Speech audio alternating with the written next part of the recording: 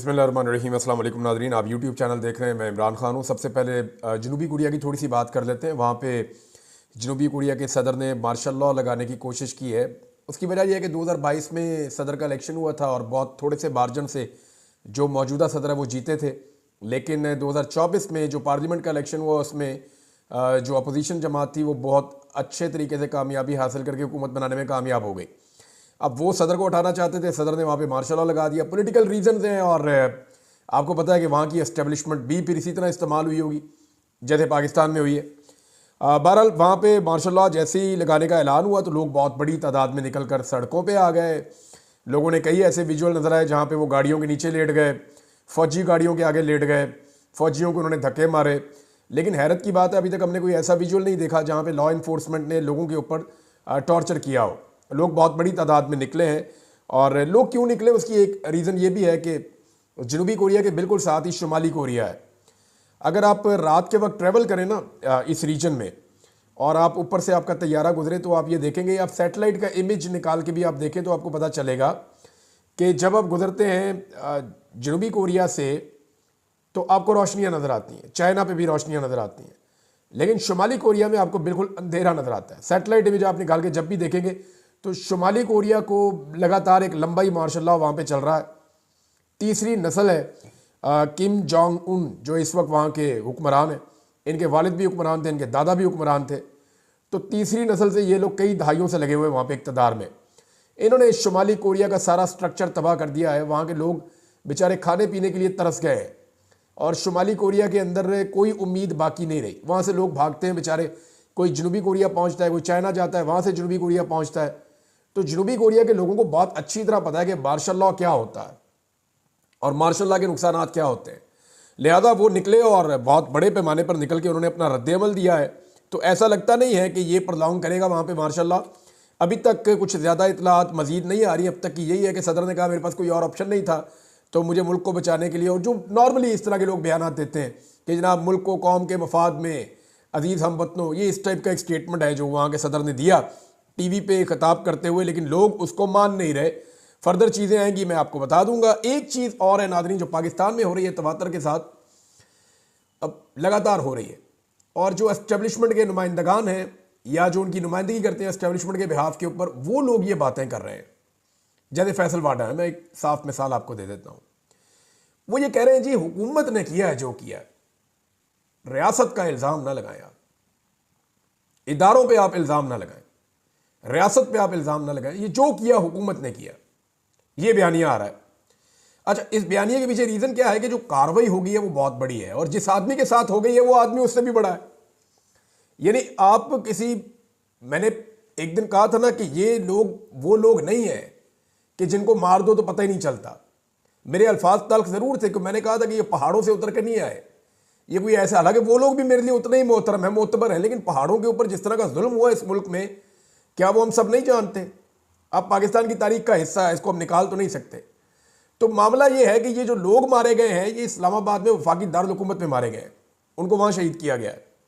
और जो गोली चलाई गई है वो दो तरफ से ही चल सकती है ना, या तो लोग अपने आप को खुद मार लें या रियासत उन्हें मार दे। तीसरा तो ऑप्शन है कोई नहीं।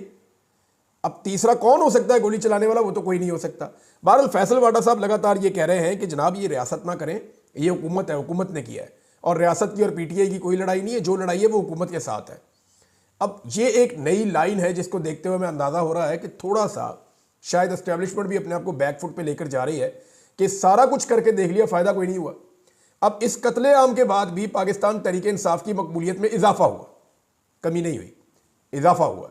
इमरान खान साहब का नैरेटिव ज़्यादा मजबूती के साथ लोगों के अंदर सरायत कर गया है इस कत्ले-आम के बाद भी। अच्छा, एक चीज़ और जो बड़ी बारीक वारदात हो रही है वो मैं आपके सामने रख देता हूँ। इमरान खान साहब के ट्विटर को डिस्क्रेडिट करने की कोशिश की जा रही है। देखें, इस वक्त इमरान खान की जो आवाज़ के अंदर एक मजबूती है, उसमें एक बड़ा रीज़न एक तो उनका सोशल मीडिया है जो पूरी दुनिया के अंदर आवाज़ उठाता है उनके लिए। उनके ओवरसीज़ पाकिस्तानी हैं जो बाहर बैठ कर दिलेरी के साथ बात कर सकते हैं। पाकिस्तान के अंदर ज़रा थोड़ा मुश्किल होता है बात करना, लोगों ने बाकी काम भी करने होते हैं। तो और तीसरा इमरान खान साहब की अपनी जो मकबूलियत है लोगों में, वो एक अलग चीज़ है।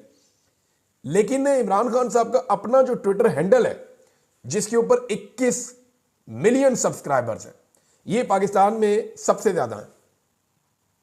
इमरान खान साहब का किसी से कोई मुकाबला नहीं है पाकिस्तान में फॉलोइंग के हवाले से। ट्विटर पे सबसे ज़्यादा पाकिस्तानी इमरान खान साहब को फॉलो करते हैं, और ये कोई ऐसा नहीं है कि इमरान खान साहब के फॉलोअर्स जाली हैं, ये ऑर्गेनिक है। यानी अगर आप देखेंगे मरियम नवाज ट्वीट करें तो बहुत थोड़े से रीट्वीट होते हैं, बहुत थोड़े से। यानी मेरे फॉलोअर्स बहुत कम होंगे मरियम नवाज से, सिद्दीक जान के भी बहुत कम होंगे मरियम नवाज से, लेकिन अहमद फरहाद साहब हैं हमारे, उनके बहुत कम है मरियम नवाज से, लेकिन उनके ट्विटर की रीच मरियम नवाज से ज़्यादा है। उसकी वजह यह है कि उनके जो है वो फॉलोअर ऑर्गेनिक हैं। मरियम नवाज के फॉलोअर ऑर्गेनिक नहीं है, उन्होंने 2 नंबर तरीके से किए हैं। भारत इमरान खान साहब के 21 मिलियन फॉलोअर्स हैं ट्विटर के ऊपर, और ऑर्गेनिक फॉलोअर्स हैं, और बड़ा लंबे अरसे की उनकी हिस्ट्री है अकाउंट की, तो उसको डिसक्रेडिट करने की कोशिश की जा रही है। फैसल वार्डन ने इसके ऊपर एक स्टेटमेंट दिया, और इमरान खान साहब के ट्विटर अकाउंट को डिसक्रेडिट करने का मतलब क्या है, इसको ज़रा समझें आप, कि जो इन्फॉर्मेशन वहाँ से आती है ना, लोग उसके ऊपर यकीन करते हैं और उसको फैलाते हैं हर तरफ। तो इसको डिसक्रेडिट करने का मतलब यह है कि इमरान खान साहब की बात सिर्फ बाहर वही पहुँचे जो बात इमरान खान साहब को जो लोग मिलने के लिए जाते हैं उनके ज़रिए बाहर आए, और नॉर्मली जिनको इजाज़त मिलती है मिलने के लिए उनको कॉम्प्रोमाइज़ भी करवाया जाता है। तो ट्विटर को जो है वो कोशिश की जा रही है कि डिसक्रेडिट किया जाए और लोगों के दिलों में शक डाला जाए, पता नहीं ये बात इमरान खान ने की है या नहीं की। लोगों के दिलों में ये वहम पैदा किया जाए। यानी कल जब इमरान खान साहब का, एक दिन पहले की बात है, परसों इमरान खान साहब का जब एक ट्विटर के ऊपर ट्वीट आया तो मैंने उनकी पार्टी के लोगों से रब्ता किया। मैंने उनसे पूछा कि जी क्या मैं ये आपसे पूछ सकता हूं कि ये जो ट्विटर के ऊपर भी ट्वीट इमरान खान साहब का आया, आज दिन को जो स्टेटमेंट आया था जो पार्टी के लोगों ने बाहर आकर दिया था, जैसे कि बैरिस्टर गौहर, अली मोहम्मद खान वगैरह आए थे, उन्होंने आकर बोला, मैंने कहा ये उससे मुख्तलिफ क्यों है।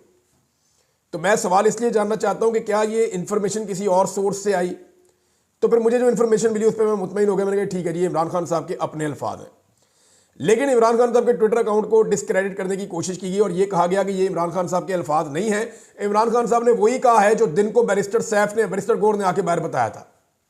वो इमरान खान साहब का स्टेटमेंट है। ये इमरान खान साहब के ट्विटर के ऊपर जो स्टेटमेंट चल रहा है ये इमरान खान साहब का नहीं है, ये क्लेम किया गया। अब आज जो इमरान खान साहब मिले सहाफियों से और बाकी लोगों से, तो आज का स्टेटमेंट अगर आप उठाकर देखें, एक दिन पहले का, कल का, सॉरी, जो कल का स्टेटमेंट इमरान खान साहब का सहाफियों से मुलाकात के बाद है, उसको अगर आप उठाकर देखें तो आपको आइडिया हो जाएगा कि झूठा प्रोपेगेंडा किया गया। इमरान खान साहब का स्टेटमेंट बहुत करीब है उनके पिछले स्टेटमेंट के साथ जो उनके ट्विटर पे शेयर हुआ था, लेकिन बहुत दूर है उनके उस स्टेटमेंट के साथ जो बैरिस्टर गौहर साहब ने बाहर आकर बताया था। जरा स्टेटमेंट आप सुन लें, आपको आइडिया हो जाएगा। सहाफियों और वकला से जो इमरान खान साहब ने गुफ्तगू की, उसमें स्टेटमेंट है, इसके अंदर कोई गलत चीज शामिल नहीं की जा सकती। वो सहाफी सुन रहे थे, वकील सुन रहे थे। आज अहले खाना ने मुझे इस्लामाबाद कत्लेआम की मुकम्मल तफसीलात से आगाह किया कि कैसे हमारे पुरअमन मुजाहिरीन पर सीधी गोलियां चलाई गईं और आइन और कानून की बात करने वाले दर्जनों निहत्ते शहरियों को शहीद और सैकड़ों को जख्मी कर दिया गया। अब तक 12 शहदा की तफसीलात सामने आ चुकी हैं।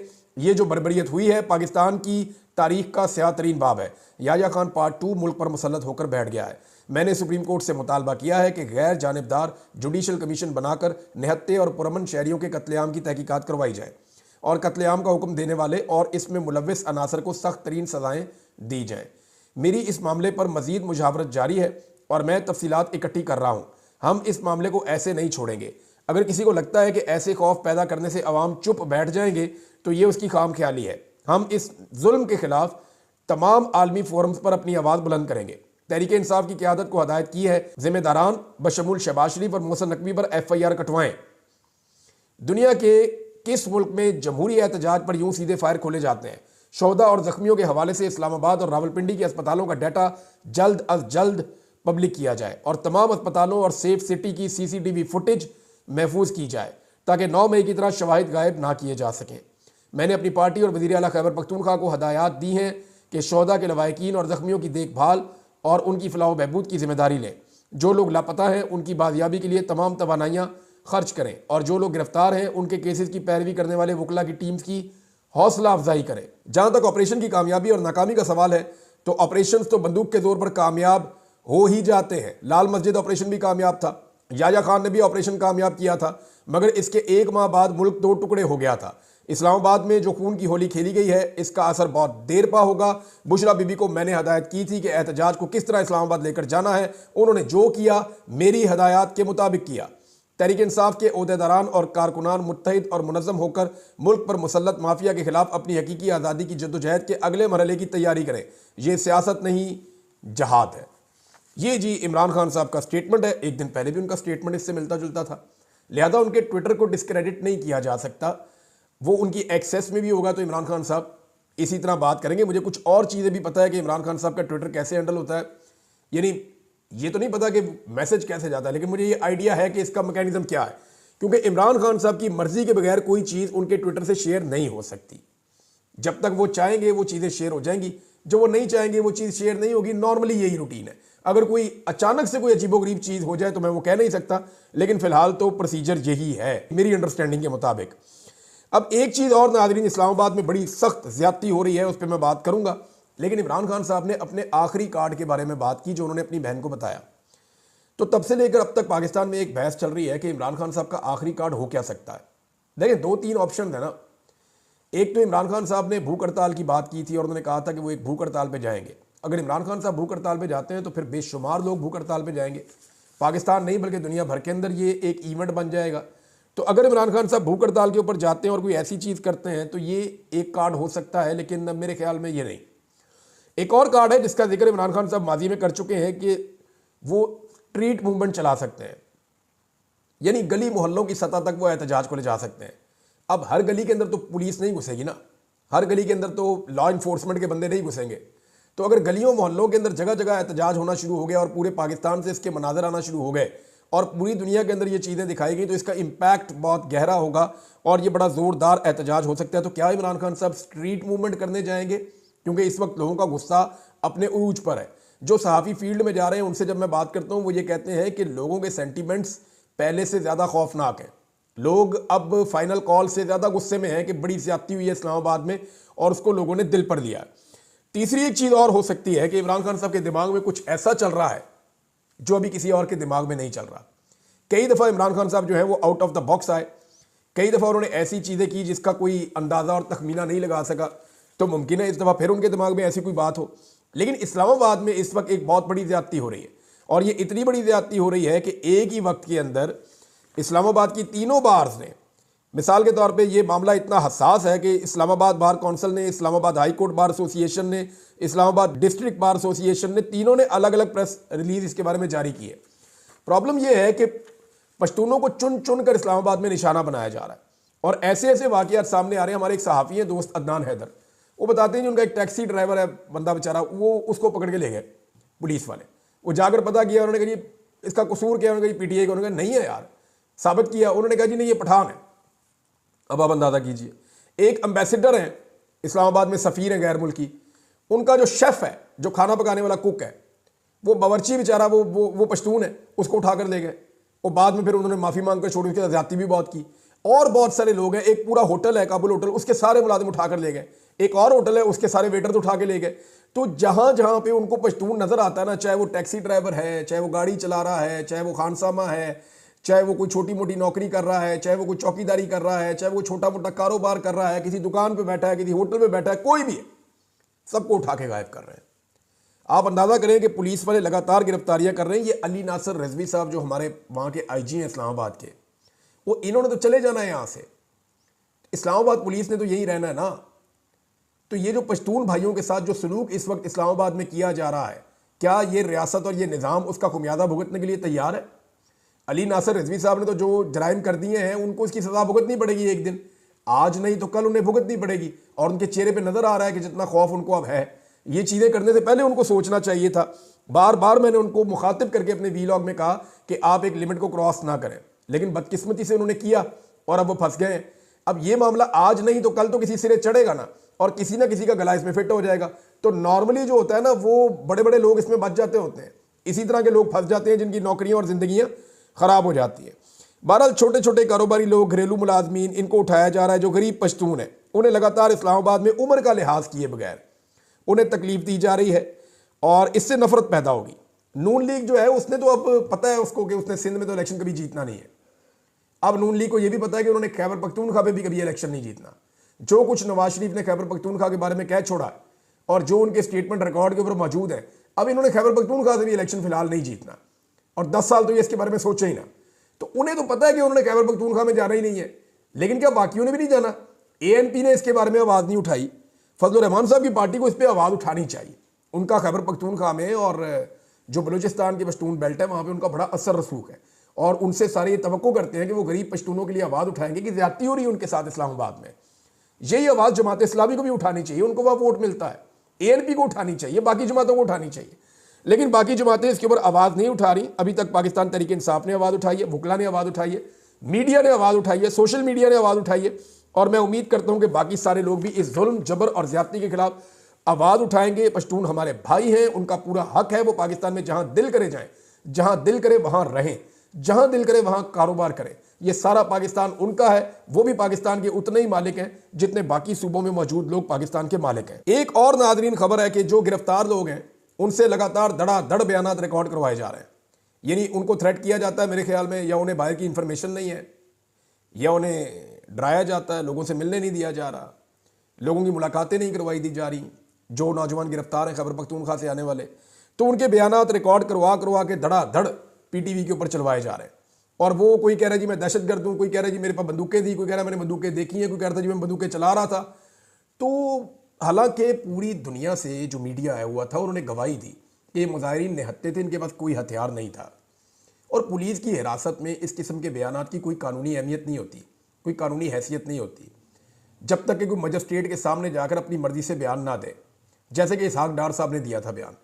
हालांकि वो हिरासत में थे, लेकिन उन्होंने अपना बयान मजिस्ट्रेट के सामने जाकर दिया था। और इसहाक डार साहब का जो बयान था कि शरीफ खानदान ने मनी लॉन्ड्रिंग की है, उसके अंदर उन्होंने सारे सबूत भी दिए थे, जो सबूत बाद में साबित हो गए थे कि वाकई में मनी लॉन्ड्रिंग की है। लेकिन यहां पे तो सारी गवाहियां मौजूद हैं, पाकिस्तान का लोकल मीडिया मौजूद है, जितने इंडिपेंडेंट जर्नलिस्ट फील्ड में मौजूद थे, या जो आलमी सहाफ़ी पाकिस्तान में आलमी इदारों से मुंसलिक सहाफ़ी आए हुए थे, उन सब ने बताया कि जनाब मुजाहिरीन निहत्थे थे, उनके पास हथियार नहीं थे, उनके ऊपर गोली चली है, उन्होंने गोली नहीं चलाई। तो गोली क्यों चलाई, इस सवाल के जवाब में अब जो लोग गिरफ्तार हैं उनको प्रेशराइज करके उनसे स्टेटमेंट लिए जा रहे हैं। लेकिन दूसरी जानिब पाकिस्तान तहरीक इंसाफ का आप कारनामा देखें, मैं हैरान हो जाता हूं। पाकिस्तान तहरीक इंसाफ के पास इस वक्त लगभग 100 से ज़्यादा ज़ख्मी लोग हैं जिन्हें गोलियां लगी हैं। ये मैं नहीं कह रहा, ये इंडिपेंडेंट उर्दू की रिपोर्ट कह रही है, ये अस्पतालों से आने वाला रिकॉर्ड कह रहा है, और ये पाकिस्तान तहरीक इंसाफ का अपना क्लेम है कि उनके सैकड़ों लोगों को गोलियां लगी हैं। सैकड़ों को नहीं लगी तो कम से कम 100 से ज़्यादा ऐसे लोग हैं जिनको बुलेट इंजरी आई है। एक अस्पताल का जो पहला इनिशियल रिकॉर्ड आया था उसी में 30 के करीब लोगों को गोली लगी हुई थी, और दूसरे अस्पताल का अलग है रिकॉर्ड, और बहुत सारे लोग ऐसे हैं जो मरहम पट्टी करके वापस निकल गए थे। अब पाकिस्तान तहरीक इंसाफ की यह जिम्मेदारी होनी चाहिए कि वो अपने जख्मी लोगों से बयानात रिकॉर्ड करवाएं और हुकूमत के बयानात को काउंटर करने के लिए सोशल मीडिया पे और मीडिया पे डालें। वो भी बताएं जनाब ये हमारा जख्मी है, ये जख्मी है, ये जख्मी है, ये जख्मी है, ये जख्मी है, इनके नाम सुने और इनसे पूछें इनको गोली कहाँ लगी और कैसे लगी। वो भी अपने जख्म दिखाएं और बताएं। तो जो नैरेटिव बनाया जा रहा है ना इस वक्त पाकिस्तान तहरीक इंसाफ के खिलाफ, तहरीक इंसाफ को आइडिया ही नहीं है कि ये कितना खौफनाक है और आने वाले दिनों में इनके साथ क्या किया जाएगा। तो इसी वक्त इस नैरेटिव को काउंटर करना है, और जब तक क़यादत संजीदा होकर इसके ऊपर बैठ के फैसला नहीं करेगी तब तक ये मामला आगे नहीं बढ़ेगा। मैं पहले भी ये अर्ज कर चुका हूं कि जो शहीद हो चुके हैं उनके घर वालों के इंटरव्यूज करें ताकि वो रिकॉर्ड के ऊपर रहें। कल को सूरत बदल भी सकती है। नंबर 1 उनके इंटरव्यूज करें, उनको रिकॉर्ड के ऊपर रखें। नंबर 2 जितने लोग जख्मी हुए हैं उन तमाम लोगों के इंटरव्यू तसल्ली से रिकॉर्ड करें, आधे आधे घंटे के, तसल्ली से उनको सारा कुछ बताने दें, और उनके जो पीसी हैं वो निकाल के सोशल मीडिया पर डालें ताकि रिकॉर्ड रहे कि इन लोगों को गोली लगी है और गोली धरने के अंदर लगी है। लेकिन अभी तक तो फिलहाल इसके अंदर कोई डेवलपमेंट नहीं हो रही। हत्ता कि जो मेरी पास आखिरी इतलात हैं उसमें सीसीटीवी फुटेज को इमरान खान साहब अब 2 मरतबा ये कह चुके हैं उसको महफूज करने के हवाले से कोई एक्टिविटी पाकिस्तान तहरीक इंसाफ ने नहीं की, और ना ही अभी तक मोहसिन नकवी और दीगर के ऊपर FIR के हवाले से कोई कार्रवाई हुई है। हाँ, एक कमेटी बनी है मेरी इतला के मुताबिक। लतीफ़ खोसा साहब बड़े ज़बरदस्त लॉयर हैं ये फौजदारी मुकदमात के, यानी उनकी बाकी सारी चीज़ों की आप काबिलियत एक तरफ रख दें, फौजदारी मुकदमात में लतीफ़ खोसा जो है वो आप ये समझ लें कि वो एक कानून की पूरी किताब है और उनको बहुत समझ है फौजदारी मुकदमात की। तो अगर उनको आगे किया है तो वो अपनी टीम के साथ मिलकर इसके ऊपर एक अच्छी हिकमत अमली बना सकते हैं, लेकिन ये काम इनको अब तक कर देना चाहिए था और जल्दी करना चाहिए था। एक नौजवान जिसे गोली लगी और वो बेचारा वीडियो बना रहा था, उस वक्त उसको गोली लगी थी, अता तारड़ ने उसके खिलाफ वीडियो कर दी। अब उस नौजवान ने दोबारा वीडियो बना के अता तारड़ की पूरी प्रेस कॉन्फ्रेंस का पोस्टमार्टम ही कर दिया। आप अंदाज़ा करें इमरान खान साहब ने कैसा शऊर दिया पाकिस्तान तहरीक इंसाफ के नौजवानों को कि एक आम नौजवान जिसे कल तक कोई जानता भी नहीं था उसने वफाकी वजीर की पूरी प्रेस कॉन्फ्रेंस का अकेले ने बैठ के एक मोबाइल के साथ पोस्टमार्टम कर दिया। वीडियो देख के मैं हैरान हो गया, एक एक जुमले का उसने जवाब दिया और साबित कर दिया झूठा। अब तक के लिए इतना ही, अपना ख्याल रखिएगा, अपने इस चैनल का भी। अल्लाह हाफ़िज़।